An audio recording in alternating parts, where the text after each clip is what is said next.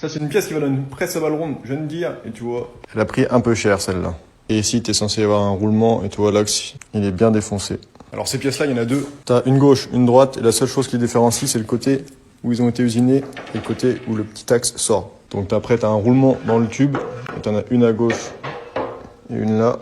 Et ça, c'est un rouleau qui va contre les courroies qui forment la balle ronde, et c'est quand la presse s'ouvre et que la balle sort, c'est pour éviter de détendre les courroies, qu'elles soient trop dans le vide, et ça appuie sur les courroies. Enfin bon, nous, la mission, ça va être de refaire cette pièce-là, parce qu'elle est toute vrillée, et de réusiner un petit axe à souder. Parce qu'évidemment, comme c'est de l'américain, le roulement qui va dessus, le diamètre intérieur, c'est 15,83.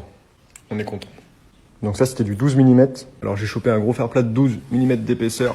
Comme ça m'évite d'acheter un grand mètre carré de tôle. Et là, je vais prendre la moins tordue et on va aller redessiner ça sur l'ordinateur pour la découper.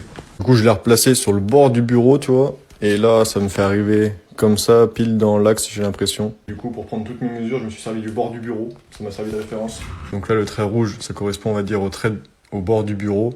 Donc ça arrive pile dans l'axe là. Toutes mes cotes ont l'air de correspondre avec mes trous carrés, mes arrondis, ma distance entre l'extérieur de la pièce, le bord du bureau, les 110 mm.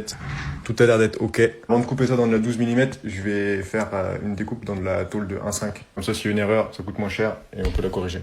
Donc là, j'ai mes deux pièces et je vais faire le fichier de découpe juste pour une. Du coup, j'ai calé une tôle en 1,5 mm sur le plasma. Là, j'ai le fichier avec ma pièce. Donc là, c'est parti, je lance la coupe. Comme ça, on va voir si ça tombe bien par rapport à la pièce d'origine. Bon, je viens de les bavurer un petit coup. Et là, si j'y mets ça sur l'axe. Ok, ça raccroche un peu. Et là, ça a pas l'air vilain. J'ai un tout petit décalage de 1 mm sur la longueur.